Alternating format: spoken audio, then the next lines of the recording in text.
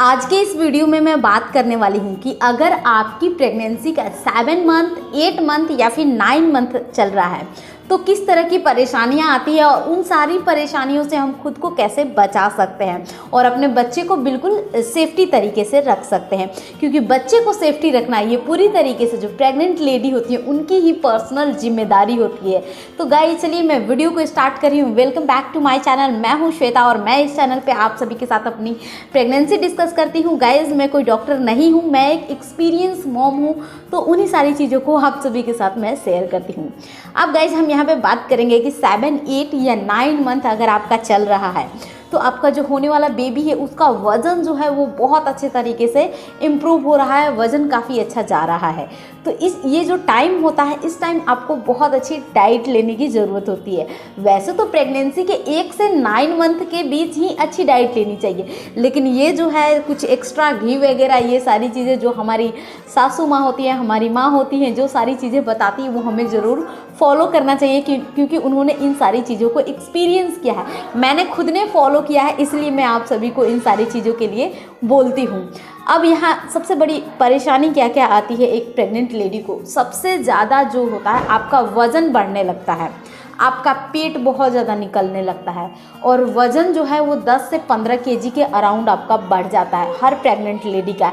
इस केस में क्या होता है आपके साथ कि आपका वज़न बढ़ जाता है, आप जब भी खड़े होते हो तो पूरा जो बॉडी का वेट है ये आपके घुटने पे जाता है, आपके पैरों पे जाता है, तो वहाँ बहुत दर्द की समस्या आ जाती है और जो आपका यूट्रस है वो बहुत ज़्यादा बड़ा हो जाता है, जिस कारण से आप जहाँ से यूरिन पास करते हैं वहाँ पेल्विक रीजन है, तो पेट में भी दर्द हो सकता है, पेल्विक रीजन में भी काफ़ी बहुत सारी लेडीज़ को दर्द का सामना करना पड़ता है। अब मैं यहाँ पे एक चीज़ बताऊँगी, बहुत सारी लेडीज़ मुझसे कहती हैं कि हर किसी को क्या दर्द होता है, जहाँ से यूरिन पास करते हैं वहाँ दर्द होता है अगर 7, 8, 9 मंथ चल रहा है तो, या फिर पेट में दर्द, कमर में दर्द कह सकते हैं या फिर सर में दर्द कह सकते हैं।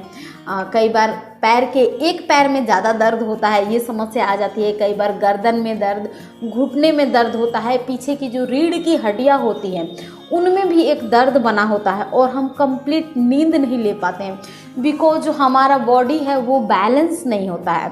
और सबसे बड़ी बात, जब भी हम प्रेग्नेंट होते हैं ना तो जो ग्रेविटेशनल फोर्स होता है वो भी हम पे सही नहीं लगता है, क्योंकि बॉडी का स्ट्रक्चर थोड़ा अलग हो जाता है, इसलिए थोड़ा सा चलने में हमें प्रॉब्लम आ जाती है उस टाइम में। तो ये सारी चीज़ें अगर आपके साथ हो रही है तो ये पूरी तरीके से नेचुरल है, ये होता है हर किसी के बॉडी के साथ। लेकिन यकीन मानिए एक बार जब आपकी डिलीवरी हो जाएगी ना तो कोई भी दर्द, कोई भी प्रॉब्लम, कोई भी थकावट कुछ भी नहीं रहेगा।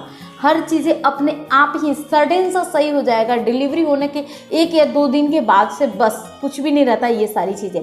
कुछ लेडीज़ जो हैं वो काफ़ी स्ट्रेस ले लेती हैं 7, 8, 9 मंथ के अराउंड। क्यों लेती हैं? क्योंकि उन्हें ऐसा लगता है कि मेरी नॉर्मल डिलीवरी ही होनी चाहिए। इस चीज़ को लेकर स्ट्रेस, देखिए जो प्रेगनेंसी एक ऐसा टाइम होता है, अगर आप इस टाइम स्ट्रेस लेंगी तो हमारे बॉडी में क्या होता है, जब लेबर पेन आता है या फिर आने के पहले ही हमारे बॉडी में एक हार्मोन्स रिलीज होता है, जो हार्मोन्स ये चीज़ के लिए हमें रेडी करता है कि हमारी नॉर्मल डिलीवरी होगी और हमें पेन आना स्टार्ट होता है। तो आप ये समझिए, अगर आप प्राइम मॉम चैनल के सब्सक्राइबर हैं तो आपको ये चीज़ सोचना चाहिए कि अपनी प्रेगनेंसी में बिल्कुल भी स्ट्रेस नहीं लीजिए। बस मैं तो, मेरी प्रेगनेंसी नॉर्मल डिलीवरी हुई, बट मैं पूरी तरीके से कंफर्म नहीं थी कि मेरी डिलीवरी नॉर्मल डिलीवरी ही होगी।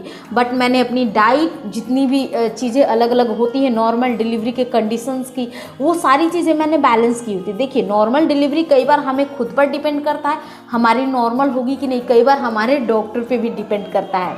अब मैं यहाँ ज़्यादा कुछ कहना नहीं चाहती हूँ, लेकिन डॉक्टर कई बार सीजर डिलीवरी कर देते हैं, तो आप सही अच्छे डॉक्टर का चुनाव कीजिए और बिल्कुल स्ट्रेस मत लीजिए। प्रेगनेंसी के दौरान अच्छी डाइट लीजिए, सुबह से लेके शाम तक, रात तक थोड़ा बहुत हर चीज़ें खाइए पीजिए।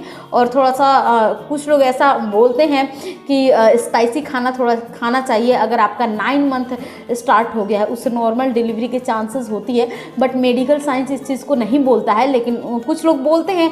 मैंने भी थोड़ा सा फॉलो किया था बिकॉज मेरा भी लेबर पेन नहीं आ रहा था, तो मैंने लेबर पेन के लिए कुछ भी खाया पिया नहीं, वैसे कुछ जैसे कास्टर ऑयल, क्या कौन कौन सी चीज़ें लोग बोलते हैं खाने पीने के लिए, वो सारी वाली चीज़ें आप कुछ भी ट्राई मत कीजिए, नॉर्मल रहिए, नेचुरल डिलीवरी ही होगी। आप वेट कीजिए, अच्छी डाइट लीजिए और कंप्लीट नींद लीजिए और टेंशन फ्री रहिए। बस आप अपने बच्चे के बारे में सोचिए कि हाँ, बहुत नज़दीक टाइम आ गया है कि मैं मेरे बच्चे से मिलने वाली हूँ।